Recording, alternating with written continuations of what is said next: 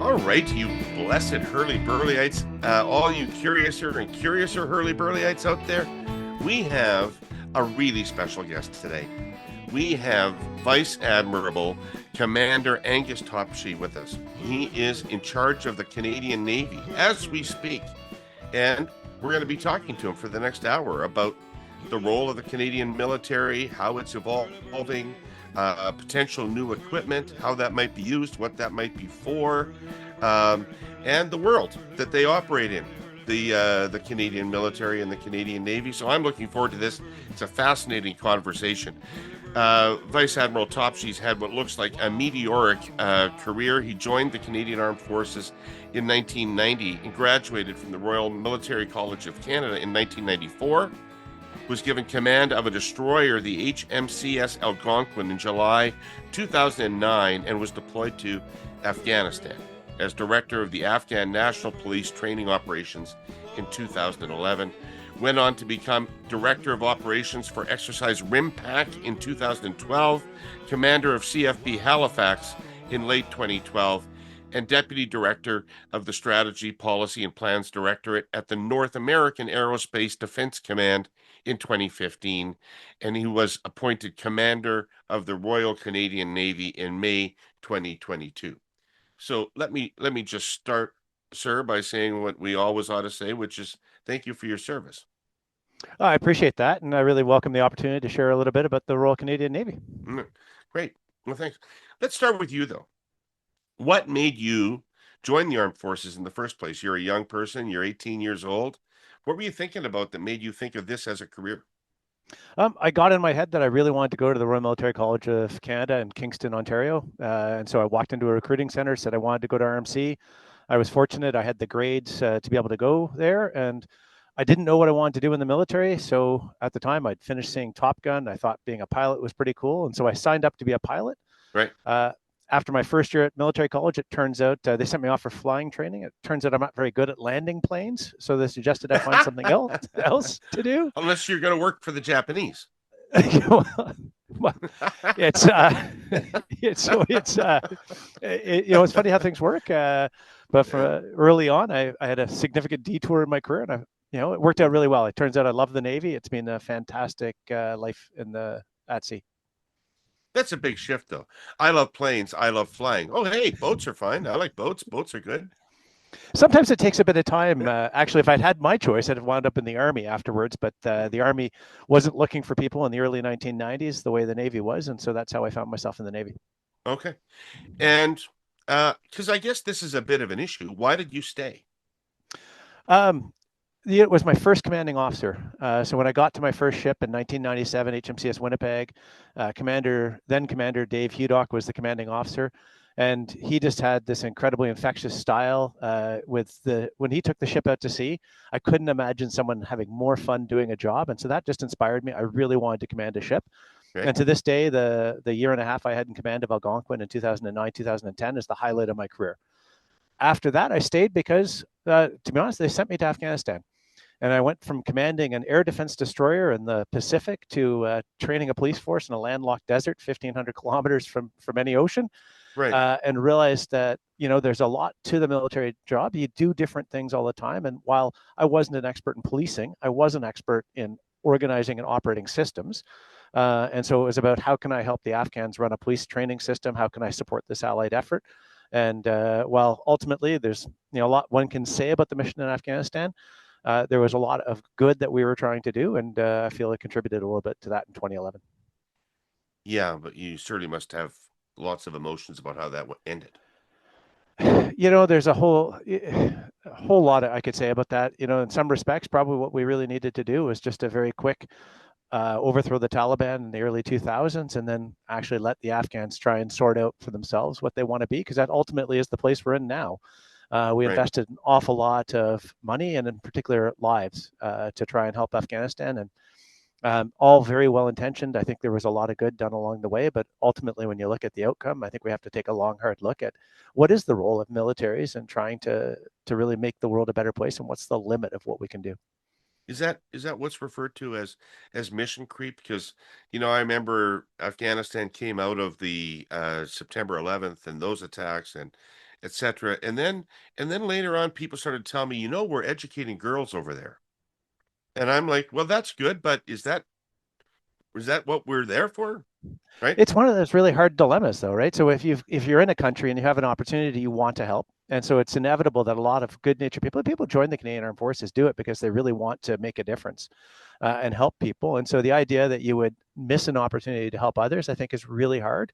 But I think we have to have that sort of really harsh, yeah, maybe it's going to take some time for this society to get to the place we would like them to be, because you can't make people the way you want to be. They have to evolve and have a society that makes sense for them.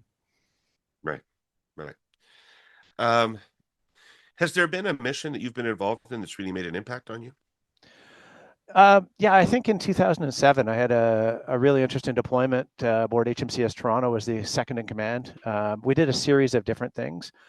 For me, I learned a lot about the impact of poverty, challenges, security, human security, because we dealt with piracy in the Gulf of Guinea. We went down to South Africa and saw a society that was really trying to transform itself, from apartheid 10 years on. Really impressive to see where they'd got as a Navy. Then we went off and we did some anti-piracy stuff off the coast of Somalia, a different type of piracy, and then into the Mediterranean, where we were looking at both human smuggling and terrorism, the shipment of people to support terrorism across. And it was really just, there's so many different ways that people struggle, so many different ways security is impacted around the world. And there are opportunities to make a difference when we work collectively, as navies and nations to try and stabilize and improve things. Right. All right. One fun question. Sure. What's a really great movie about the Navy? Oh, that's a tough one. I am a fan of The Cruel Sea. It's just a great movie about World War II. The life of somebody on a Corvette that was really, it's not perfect, but it's pretty clearly a part of what life was like at the time. Well, okay. I haven't seen that. That's great. I'm going to look it up. Okay, so let's get into the present day, because there is a lot happening with respect to the military in Canada. Suddenly, very topical issue in a number of different respects. Um, what are the responsibilities of the Canadian Armed Forces right now? What are you trying to do? Our mission has always been the defense of Canada. And we've been really fortunate in the post-Cold War era. For much of my career, we really haven't had to pay too much attention to the defense of Canada. The world has changed, and it's clear that the oceans that surround Canada no longer provide the protection that they used to. Right. As we've seen with what Ukraine did and Russia, that you can get drones into a country and attack into the heart of an area. And so that sense of security we as Canadians have always had, I think, is not the same as it used to be. I think we recognize that the U.S. is quite, understandably making some very clear-eyed ideas about why should we support everybody else's defense without some sort of exchange. And I think we've realized that we need to do more on our own to participate in the defense of North America. And so right now, our focus is very much making sure we're ready to defend Canada against all of the threats of today. Right. It's putting it mildly to say our new federal government has been vocal about hastily breaking down, outdated interprovincial trade barriers to create one stronger Canadian economy. Bill C5 calls for that. Voters voted for that. Well, our presenting sponsor, Telus, also sees the opportunity to demonstrate this objective in action with high-speed internet service. As I mentioned here last week, because of the CRTC's well-considered decision, more on that in a minute, to grant them wholesale fiber access, Telus entered the Ontario and Quebec home internet market, investing in both regions to sign up tens of thousands of new customers, bringing competition, innovative new product and service bundles, and frankly, better prices. So, all good, eh? Top of the agenda government imperative meets with a Canadian company investing nationally to help strengthen the economy. And everybody's happy. Except, no. Telus' competitors are doing their best to maintain those outdated trade barriers, preventing Telus from wholesaling internet services in the East, shrinking customer choice.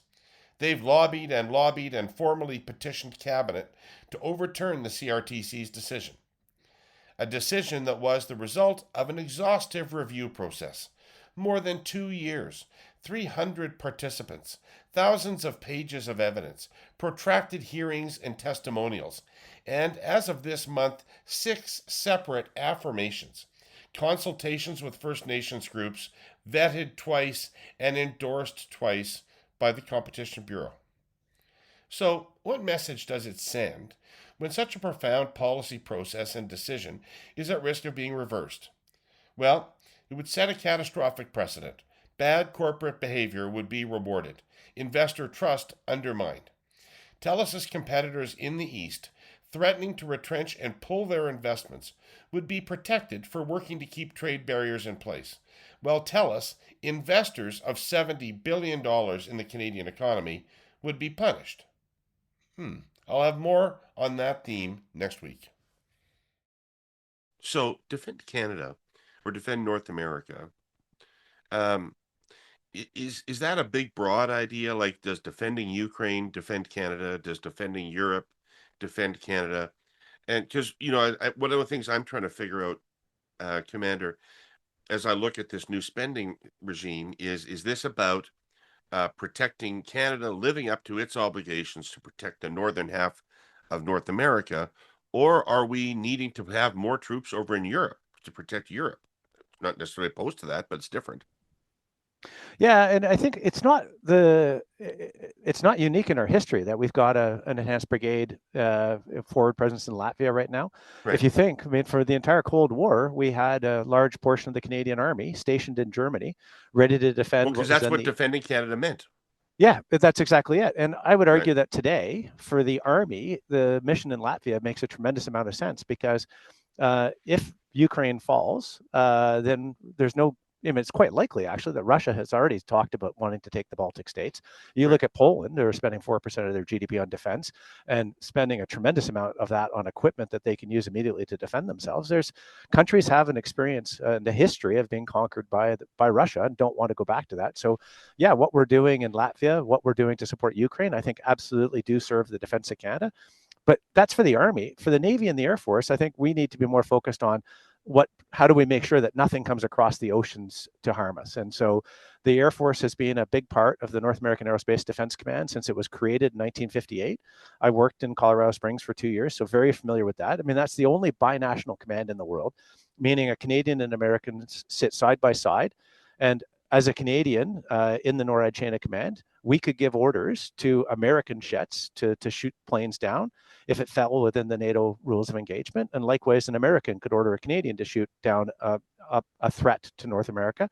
On 9/11, it was a Canadian who shut down the airspace over North America because they had the authority to do that. So NORAD's a really powerful tool, but it depends on having the fighters and radars and systems that actually allow us to defend the skies. Right. And so what is the situation in the Arctic Ocean right now? How much is it changing? How quickly is it changing? And when do we have to be ready for Chinese ships? Well, there are Chinese ships in the Arctic Ocean every summer. Right. They go up there routinely. And so they've gone through the Northwest Passage of Canada. Now they've asked permission to do so. And we had Canadian scientists on board that trip with them when they went through. But we're up there monitoring them all the time. And so one of the big things for me as the commander of the Navy is that we've now introduced so far 5 icebreakers, Navy icebreakers for the North. We've got a 6th one coming later this year. And that gives us the capacity for the first time since the 1950s to patrol as the Navy throughout our Arctic region in the summer and all around our Arctic in the winter. Where'd those ships come from? They were built at the Irving Shipyard in Halifax, Nova Scotia. So it's we're 15 years on in the National Shipbuilding Strategy. So back in 2010, the Government of Canada committed to building ships in Canada. Combatant ships are going to be built in the Irving Yard in Halifax, and non-combatants are being built in the Seaspan Yard in North Vancouver. And then a few years ago, we added the Davie Yard in Lévis, Quebec, which is building a heavy icebreaker for the Coast Guard. Right. So when were these ships supposed to be delivered? Are they on time? Well, like many things, earlier and for less than we wanted, but like we always want things as quickly as possible and as cheaply as possible. The reality is, in Halifax, they built a very large shipyard, and they built a shipyard and they built their first ship, and not surprisingly, it had some teething problems. Building a ship is a complex endeavor. And so when it came out, we worked through all of those challenges. And what I can tell you now is that the Harry DeWolf class of Arctic icebreakers is probably the most popular ship in the fleet. Our sailors love them. It has traveled throughout the world. In fact, it's one of those, Margaret Brooke, the second in the class, is the first Canadian Navy ship ever to travel to Antarctica early this year, and it performed flawlessly. And in fact, I get calls from the U.S. Coast Guard regularly asking if they can buy some of these ships because that's exactly what they're looking for right now. Wow.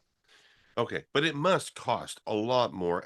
I know a little bit about commercial shipping, so I just assume it must cost a tremendous amount more to build a ship in Canada than to build it in the places where people tend to build ships, which is where labor costs are much lower.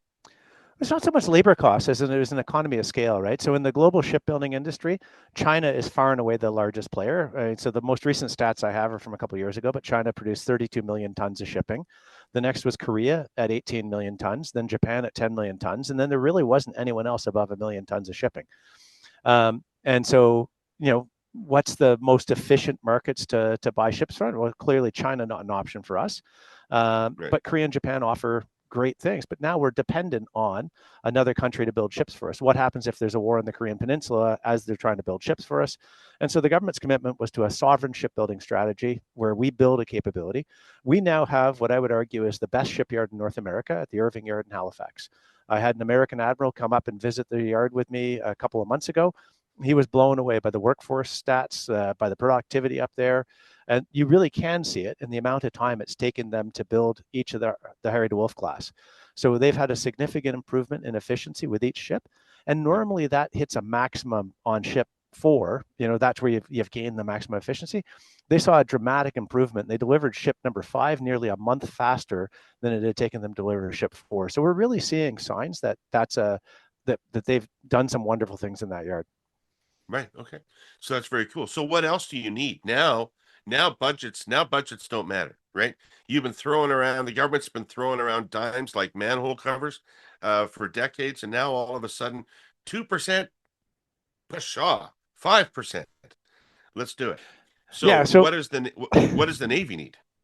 Well, so let's be clear. We're not just going to throw money at the door. It's got to be sensible investments for Canada, and we want to buy the things that we really need. So the first thing is we need to actually sustain the fleet we've got right now. So a lot of that money goes towards the infrastructure and maintenance to sustain the fleet of today, because we've underinvested in that for the last 30 years. You're being kind. I just read a report that says nothing works in the armed forces. Is that stuff we own doesn't work. We couldn't deploy it. So I can deploy ships to defend Canada, and we've got plans to use the existing Halifax-class frigates, which remain very capable anti-submarine warfare platforms. We've got our CP-140 maritime patrol aircraft. So from the point of view of the biggest threat to North America, it comes from the sea and submarines. We are still able to defend against that threat. But because budgets have always been an issue, we've always been fighting for, over dimes and pennies. We've had to prioritize, and that means we're short. I'm missing about 1 out of every 3 parts the Navy should have. Now we're able to restock that. It's challenged. The global supply system is not as agile as I would like it to be, but we now have the money to refill those bins. If you ever visit a base, the infrastructure is in appalling condition, like the housing, this is the accommodation blocks we use for sailors, some of the buildings that we work in. Our facility, what we call facility condition index, is quite poor because we've been trying to just keep things going. How do we just, we can't make it good. We just have to make it acceptable, barely in holding on. There's now money coming in to fix all of that. And so it's going to seem like, we're not doing a lot initially. We're actually doing a lot to stabilize the foundation of defense. And then the next thing is that we need to build for the future. And so for the Navy, in Halifax already, we've started construction of the next class of destroyers that we need that will replace the Halifax class. So they're the River class destroyers, powerful combatants, exactly what Canada needs for this moment in time. And then the government is committed to acquiring up to 12 conventionally powered submarines, which is a really unique opportunity for Canada. And a submarine is the best What's the guarantor difference of between a security. conventionally powered submarine and a nuclear submarine? So a nuclear powered submarine has an atomic reactor at its core. And so as a result, when a submarine dives, it depends on electrical energy to move around to create its atmosphere and everything else. A conventionally powered submarine uses batteries. Battery technology has improved, but you still have to recharge the batteries. So a conventional submarine has a diesel that it comes up, it puts a mast up to basically suck air in. and recharge its batteries. While that mast is up, it's vulnerable to detection. But there's now submarines in the market that you can stay down without doing anything at all for 21 days. That's the type of submarine we're looking to buy. A nuclear submarine never has to come to the surface to recharge its battery because that nuclear reactor, it will last as long as it needs to. That's the biggest advantage, but it comes at a tremendous cost in terms of the operating costs, the complexity, the infrastructure to support a nuclear submarine. And the crew of a nuclear submarine is 3 to 5 times larger than a conventionally powered submarine. Right, because of the complexity of the operations of the. Yeah, complexity of making sure the reactor remains safe. Okay. So you don't really want that, is what you're saying. You think that there's new, more conventional technology that will do the job at a more reasonable price. Yes, without the whole nuclear tail that would be required. So if you look at where our two naval bases are in Halifax and Esquimalt, which is effectively Victoria, British Columbia, we're in the downtowns of provincial capitals. That's not exactly where a population is going to be excited about us building a nuclear handling facility and everything else. And so we'd wind up, if we were to go down the nuclear submarine path, we'd have to be building brand new ports in places where there probably are a couple of municipalities in Canada that have ports that would be willing to take that on for the business it would generate. But we're now talking, decades before we'd have that capability and capacity. And I need a submarine now. Canada needs a submarine now. So there's a lot of ways we could acquire a diesel electric submarine quite quickly that would be more than adequate to defend the Canadian North. Okay. And what about sailors? Do you need sailors? Definitely need sailors. We're missing about 1 out of every 4 sailors we should have right now. The good news is recruiting is turning around. We're getting a lot of sailors in the door. Those that are coming are enjoying it, and we're retaining them. But so it's really about the Navy is a great life. It's a high technology life. We work with some of the most cutting edge equipment around the world. And so we're working to improve our recruiting process, because one of the challenges we face right now is we got a lot of applicants. We're way too slow at processing them in the door. But to be honest, I hear we don't pay them very well, and you just told me they live in dumps. So, don't we have to do something to make it more attractive to be join the Navy? So the government has promised a pay raise, and we're working through the details of all of that right now. And pay is a fascinating thing. In some areas we're paid well, and in other areas we're not paid market rates. And that we probably need in the military to look at our overall compensation and change the structure of it, because it assumes that everybody should be paid the same, when the reality is that some jobs are highly competitive and highly skilled, and other jobs there isn't a civilian equivalent. And there's lots of people who are willing to do those jobs. And so we just need a more flexible arrangement that compensates the right people appropriately. Right. What kind of people do you want, ideally? Adventurers, high technology people, team players, So the Navy, the value proposition of the Navy when I joined it was join the Navy, see the world. I've been to every continent on the world. I've sailed in every ocean and sea. I've visited every province and territory of Canada. It's a fantastic way to get out and see different things. But I need people who are a part of a team and believe in something bigger than themselves, who want to serve with a sense of purpose. The Australian Navy has a great catchphrase that I think really sums it up beautifully, and that is, live a story worth telling. So for this sort of Instagram generation, the Navy will give you something that you'll be proud to post about when you're allowed to post about it, because some of it you're not going to be able to post about it for a little bit. July is the best month. I say that every year at this time because it is. At least in Canada, it is. I could get poetic here, but let me just name a few things. Those warm, warm nights, dining outside, cycling everywhere, ice cream melting in your hand, the sun on your face, outdoor theater, being on the water, walking on the sidewalk hotter than a match head. Okay, look, I'm old, but I do love that song. Is there a better one? Anyway, Canada Day is this week. Today, for all you accursed. And so is the start of the Calgary Stampede, or just Stampede. And yes, someday we should have a good talk about when and why the cognoscenti dropped the definite article from that particular event. Our sponsor, CN, will be enthusiastically cheering and flag waving and celebrating at both those festivities. CN is a friend of Stampede. It's been a supporter for many years. CN is also loudly and unapologetically all in for Canada, and big time when it comes to the West. I never get sick of saying it because it's so true. The Canadian economy moves on CN's rails, in CN's trains. If you've got it, chances are a train moved it. If I could just take a moment here To rattle off a few factoids, as of the beginning of this year in Canada, CN employed just short of 18,000 railroaders. It operates just over 13,000 route miles. It will spend $8 billion locally this year and invest $15 billion in communities along its network and pay $1.6 billion in taxes. CN is a good neighbor to Canadians. Anyway, summer, people. Have a great Canada Day and a great Stampede. Try to leave your worries behind and revel, knowing that the year's best weeks are all in front of us. So, listen, this would get me in a lot of trouble, but I'm safe here in my little alcove, and I can ask you this. I am really not intending to apply this to everybody in the armed forces, but presumably it's a line of work that attracts some problematic people.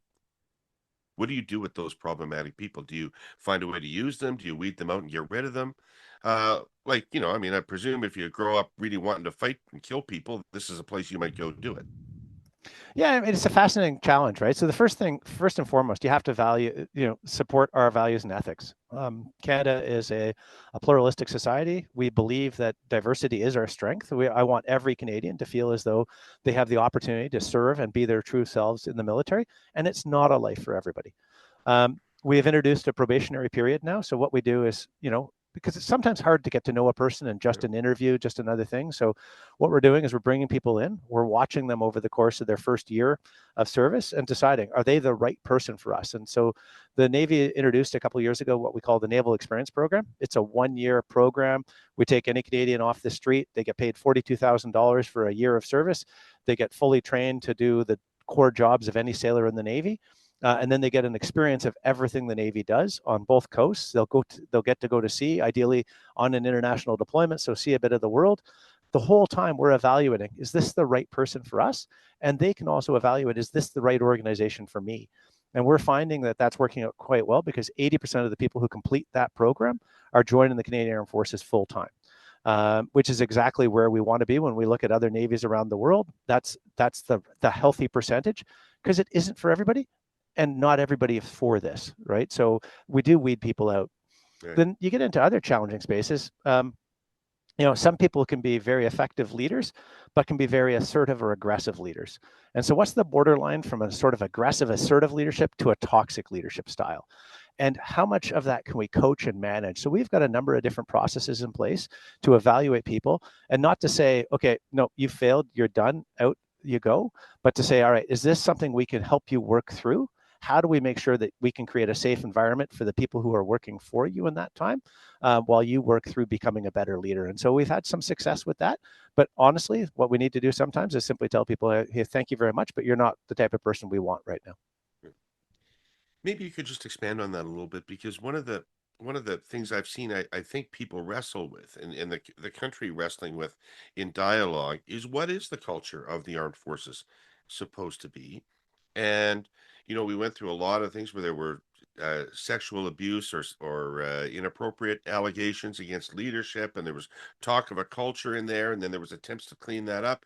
And then other people say, you're trying to turn it into some woke place like civil servants in downtown Ottawa, and that's not what it is either. These people are warriors, they're fighters, they need to have a different culture to it. So when you talk about sort of adjusting to this, and it isn't for everybody, just talk a little bit more about that. Yeah, I mean, that's the real challenge. So first and foremost, the sexual misconduct side of things is that you're a member of a team. There is no greater betrayal than to prey on someone else within that team. And for a period of time, we were far more tolerant of that than we ever should have been. And so that has been something that we've corrected. Now, I would argue that as you look at things like what's happened in Hockey Canada and at other organizations, it's not unusual for society. A lot of different places have grappled with this, especially organizations that have been historically male. And so, 70% of the Canadian Armed Forces are white males, and so that has a substantial influence on the culture and just the perceptions of the organization. So we're working absolutely to become more inclusive. I'm really proud of the fact that we see the numbers of women in the military growing steadily. In fact, I think right now women are overrepresented in command of ships. So in terms of the proportion of women in the Navy, there are more women in command of ships than there should be on a percentage basis, because to be honest, they're succeeding brilliantly in that role. They've got some incredible commanding officers. across the Navy. And so that's just about how do I create opportunities for people to succeed.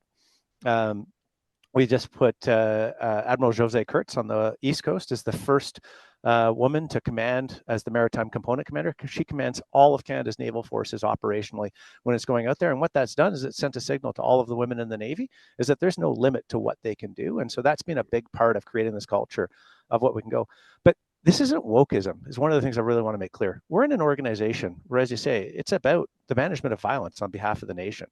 I don't want a place where lives are literally on the line, where someone feels as though they can't speak up when they see something that might be influential in winning that battle. Everybody's got to feel as though they're contributing to the team. And if someone's got a good idea, it doesn't matter who they are. It matters that we hear that idea. And if it's the right thing, we do it. Because trust me, war is a meritocracy. It doesn't care who fits within the desired demographic. It only cares who is the best on the day. Right. Right. Okay. Thanks for that, by the way. It was a good conversation. I don't think I did the job I wanted to do on the Arctic, though, because I think this is a big part of Canada's future. So can we go back up to the Arctic? What is the current situation climate-wise right now? Yeah, so the Arctic's a challenging environment. Obviously, the climate change has had a profound impact on the North. And so in the summer, you're seeing ice levels that are going smaller and smaller every year. And so there's real probability at this point that at some point the Arctic will be ice-free in the summer, or substantial portions of it, and that's going to have a profound impact. We're seeing that building in the North is complicated because permafrost is no longer permanently frozen like it used to be. And really worried about the impact it has on the people of the North.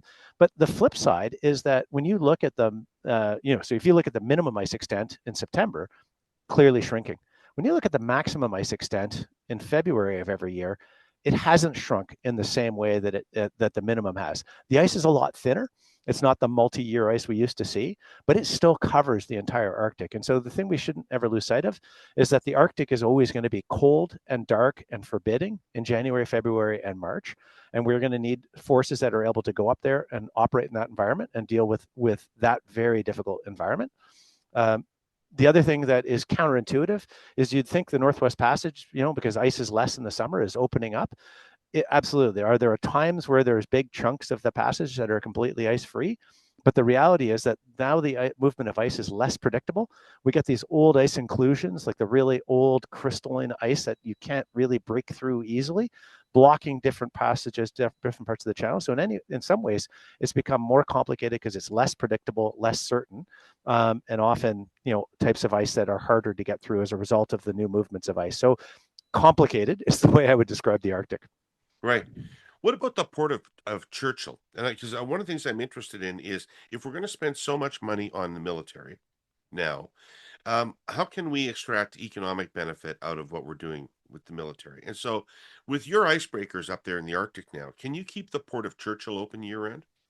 Not with the Navy icebreakers. So some areas of that would require a heavy icebreaker, the types of icebreakers that the Coast Guard have. And then you also have to ask yourself, does it make sense for the Royal Canadian Navy to be keeping a commercial entity, a port alive? Right. Now, could you do that? Yeah, there's some interesting technology around icebreaking bulk carriers and other things where the ship itself can be the icebreaker and doesn't require the same level of icebreaking support. The challenge is going to be, is there a business case for opening the port of Churchill that makes sense to invest in that type of really expensive, complicated shipping? And how much of the season is going to be opened by that? If you look at the Baffinland development on Baffin Island, which is the Mary River mine, it's one of the richest iron ore deposits in the world. What really complicates their work is how do they get all of that iron ore out to market, recognizing that you can't export for large chunks of the year because of the ice. They're looking at ice-breaking tanker, bulk carriers and things like that, a new port in the south side that would open up more of that. But the reality is that Churchill will always be complicated by what I said about that January, February, March, that winter period is going to be really hard to deal with. But is there an industry that you can build around? They ship out of Churchill in the summer navigation season, that they extend that season with icebreakers. It certainly is a much shorter rail trip. And it might make sense for some forms of fossil fuels if, because it's a shorter Premier of pipeline. Manitoba has talked about a pipeline, and presumably the people up there at Churchill are not going to be as noisy politically as the people that live on the coast of British Columbia are. about pipelines. Well, we did just have our first liquid natural gas shipment off the west coast of British Columbia. So an impressive, feat to get that going. And to be honest, it's one of those things is, for me as a naval officer, I can tell you that sailing out of the British Columbia coast, especially from the northern BC coast, is much preferred out of sailing out of the port of Vancouver. Much less complicated navigationally to leave the north coast of BC, because yes, you've got some islands and passages to get through, but there's a lot less traffic up there. You don't have to deal with the bridges and the first and second narrows, and some of the currents in Vancouver Harbor. So I would actually prefer us to see more shipping, especially of things like oil and natural gas out of the north coast of BC. The best way to predict your future is to create it. They say that line's been credited to Abraham Lincoln, but whoever said it, they nailed it. Last week, our friends at Fidelity Investments Canada dropped some data that's pretty revealing and maybe a little stressful. 91% of pre-retirees say retiring today is more financially challenging than it was 20 years ago. What's behind that? No surprise to you, Herle Burly-ites, it's global political instability, shaky economic growth, and despite inflation cooling from its 2022 peak, the cost of living is still making retirement feel further and further away. The numbers don't lie. In 2005, the average Canadian retired at 61. Now, it's 65. This year, just 26% of pre-retirees expect to retire before 65. That's down from nearly 60% 2 decades ago. But there's a clear difference maker in the data. 81% of people with a retirement plan feel financially prepared. Just 39% of those without a plan say the same. So yeah, the world's complicated, but your future, that's still something you can shape.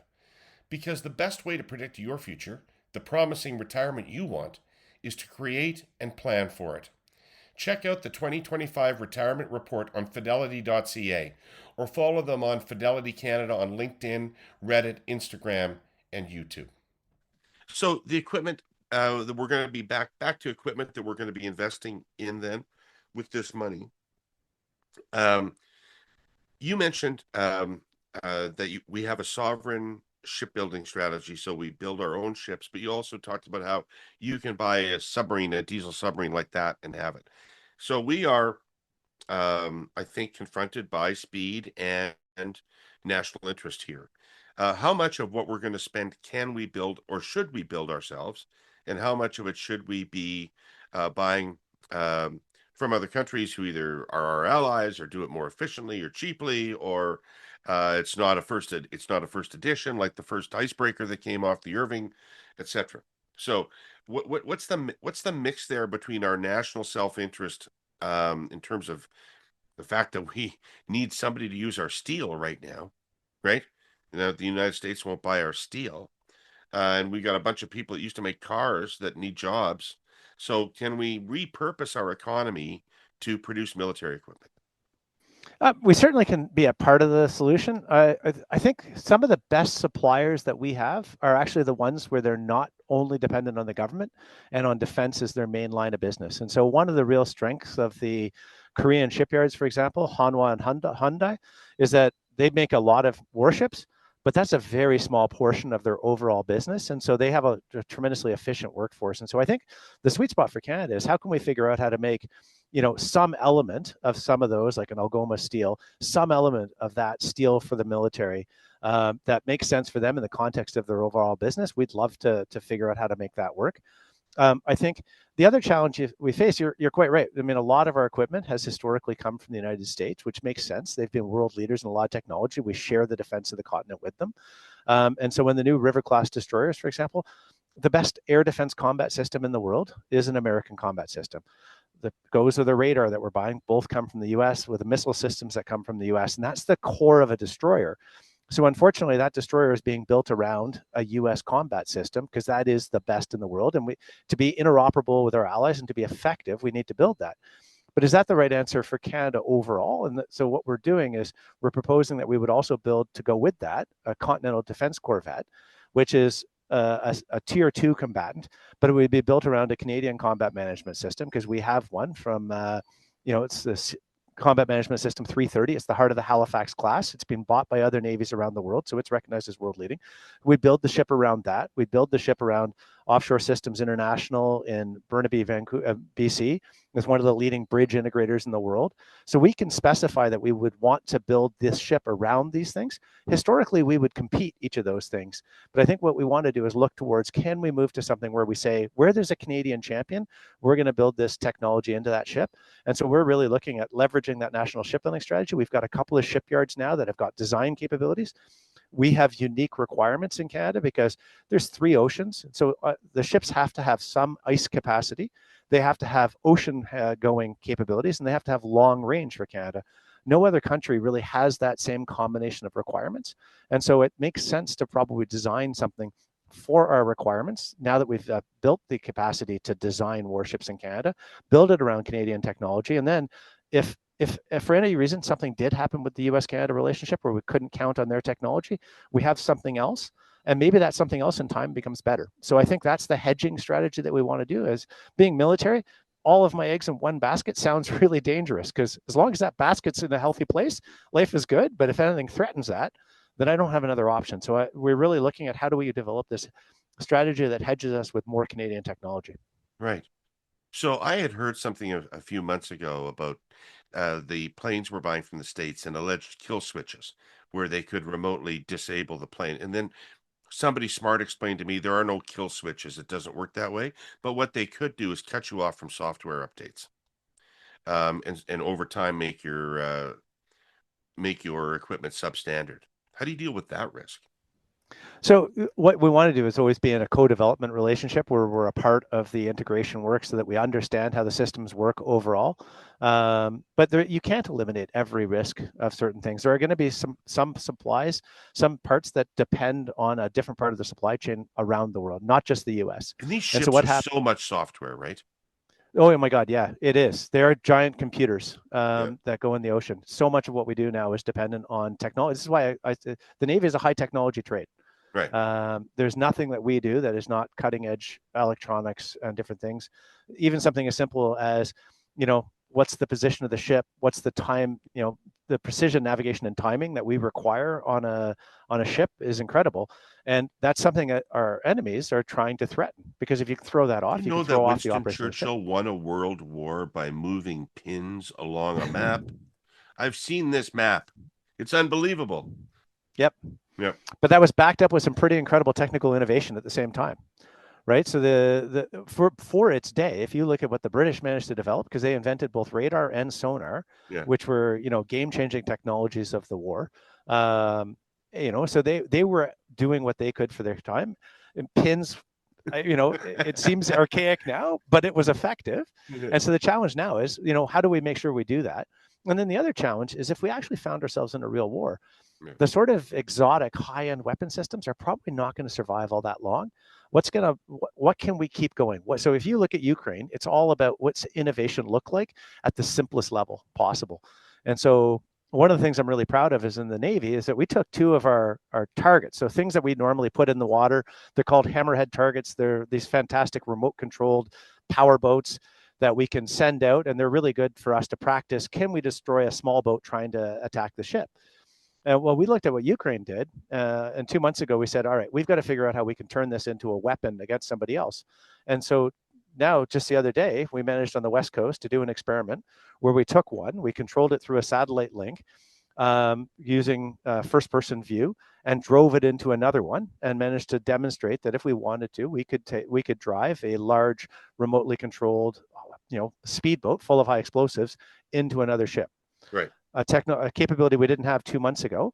And that didn't cost a tremendous amount of money. That was just using the things we have right now. So there is, a need for high-end, expensive programs to be the, centerpiece of some of these things. But a lot of our problems will be solved by empowering sailors, giving them the initiative and the tools they need to be able to come up with these incredible capabilities at the lowest level. It's funny because where you were going, it was going to make me ask you whether your objective was to eliminate people from the fighting altogether. No, not there were always going to be people in this thing. It's and one of the things we talk. It's funny is that people say, "Oh yeah, no." As soon as you go to all remote controlled boats, you're going to have so many fewer people. And I'm like, no, no. Someone still has to put the boat in the water. Someone has to make sure that it's fueled. That when it comes back, that it's overhauled and maintained, and someone's operating it. Right. Right. So yes, there is some autonomous vehicles, but there's never going to be a time when we're not monitoring all of that. And when it comes to deadly force, there's no doubt in my mind that Canadians have an expectation that there is a human in the decision-making loop before we ever use deadly force. Because it just we're not going to let the robots do those things. Right. Right. Um, what's it like for you to have spent your career doing this work in a country that doesn't really have a military culture to it? Like you talk to your American compatriots, and it's so different for them in their country. The military is a different status. There's more people in it. You tend to know more people. How's it been for you to be in a country that doesn't tend to think about its military? You know, it's an interesting thing. Certainly, over the course of my career, I've seen an evolution. I mean, the Navy I joined had a lot of people who'd fought the Cold War and who were all set to were on short notice, ready to go to sea, to deal with a Soviet submarine or a Soviet task group off the coast. And then for much of my career, we were focused on deploying ships and small task groups to deal with things like the first Gulf War, the invasion of Kuwait, responding to, how can we stop terrorism or piracy on the high seas in the early 2000s. In a sense, it's almost we should be grateful that as Canadians that we spent nearly 3 decades where we didn't have to worry about defense, that we could invest in other things. And that is actually a good thing. Most countries don't have that luxury. And I think we should be grateful for the fact that we did have it for a period of time. But we also need to recognize that the world has changed now. And if there's something I could change about Canada, I wish we had a deeper appreciation for our what I would call our true military history. We have this idea that we're a nation of peacekeepers, which okay, fair enough. But let's go back and take a look at when that first happened in 1956. It was in response to the Suez Crisis. You have Great Britain and France decide to seize the Suez Canal along with Israel. They take it from Egypt, creates a massive conflagration because Russia and the Soviet Union and the U.S. are, looking at potentially are we going to go to war over the Suez? How can we back down from this situation? Canada, because there was still a history of people remembering. We had a beach at Normandy. One of the 5 beaches belonged to Canada. We were one of the largest militaries in the world at the end of the Second World War. We had over 10% because Canada still mattered, is what you're saying. That's right. And so we had the capacity, the weight with Pearson to say, you know what, Canada has a solution for this. We're going to put this force in between the things. And when we had the diplomatic weight to get to that place, we had an army that could do that job and a Navy that could get them there. Those 3 things are not true anymore, but we've sort of then created this narrative of, okay, we were in Cyprus, blue helmeted peacekeepers, all of this wonderful stuff. And we ignored the realities of the 1990s when, sure, we were in peacekeeping, but it was an ugly world. And if you're not prepared to back up peacekeeping with real military might, you get a situation like Rwanda where you're only able to helplessly bear witness to a horrific genocide. Right. And so that is a part of our military history. But what I think we should be proud of is the fact that when we choose to, we could be a country that carries weight in the world. But that means we have to have the diplomatic weight to do that. We have to have the military might to back it up in the right way. And that's about making the right choices. I'm not advocating that we become one of the largest navies in the world again, but I do think we can make some smart investments in capability that give us more options around the world to be influential on the world stage when we want to. I think it should be paired with development aid as well, because I think it's really important that if you're going to try and make a difference in a part of the world, it can't just be by going in there and imposing your will militarily. It's got to be about how do I bring the society to a good place? And we should be very judicious about that, because as the lesson of Afghanistan tells us, that is one of the hardest things in the world to do. But there are success stories in our history. And then the last piece of our history that I think we ignore is what we've actually achieved in war times from time to time. We won. The Canadian Army led the breakthrough on the front lines in the last 100 days of the First World War. We celebrate Vimy Ridge because it was a great moment for Canada the first time we did something. But tactically, that was not a significant victory.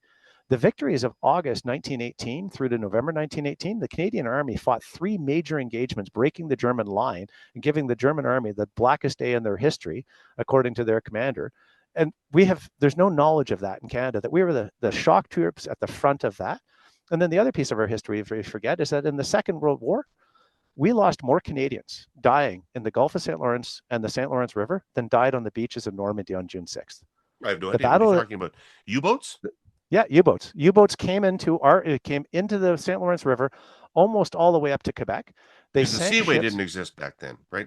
No, the Seaway Or they'd didn't have come exist. to Toronto. Well, hopefully we'd have stopped them at the locks. Right. But they but they did come all the way up the St. Lawrence River. They sank. They actually fired torpedoes into a port in the Strait of Belle-Île. They sank the Caribou, SS Caribou, the ferry between Sydney, Nova Scotia, and Port aux Basques, Newfoundland. So more Canadians, over 500 Canadians, died in our waters in that war, and that's more Canadians actually than died in the first day of the landings at Normandy. So we think of World War II as a battle that happened over there in Europe. It was here just as much. And I'm conscious of the fact that the last Canadian Navy ship to be sunk in combat was HMCS Esquimalt, and it was sunk on the 16th of April, 1945. So less than 3 weeks before the end of the war, and it was sunk within sight of Halifax Harbor, its home port. And so if you think that the war was something that was over there, in the final days of the war, we were still having Canadians killed in Canadian waters. And so if we don't have the ability to defend North America, to defend Canada, then we are going to be at the mercy of others. And so that's why we need to remember that part of our history, is that most of our time, we are really well positioned in the world, and we should be happy for that. But there are times in history where we need to have some military capacity to be able to make sure that we can stay safe here. Right. Was a long time ago, Commander, right? I'm now an old man, and I have lived my whole life with no fear that I would ever have to fight for Canada under any circumstance, right? Much of my life was the Cold War, and there could have been a war, but I wouldn't have been enlisted to fight in it. It would have been a nuclear war, and it would have been over probably pretty quickly. So, and then after the Cold War ended, and then it was the end of history. And then there was going to be no more fighting. And now China were our friends, and everybody was just going to make money for the rest of time. And now we're at this circumstance, and you must have a mix of emotions about this, because the military is now again front and center in conversations. It is now seen as critical to our national self-interest. It is going to get a large infusion of money. So that's all got to be pretty exciting. But on the other hand, that's all happening because the world is now a dramatically more dangerous place than it used to be for Canada. Yeah, and I set out 3 priorities when I took command of the Navy 3 years ago, and that was people, just taking care of our people, recruiting more of them, training them to the level they need to be, platforms, building the ships and capabilities that Canada needs, making sure we've got the equipment to do the job, and the last one was being ready to fight. And it was really for me about how do I create a culture of readiness where we understand that we are Canada's warriors at sea, that hopefully we never have to test ourselves in combat. But when that day comes, I owe it to the sailors of the Royal Canadian Navy to make sure that they are as prepared, as well equipped, as well trained as possible to meet that moment.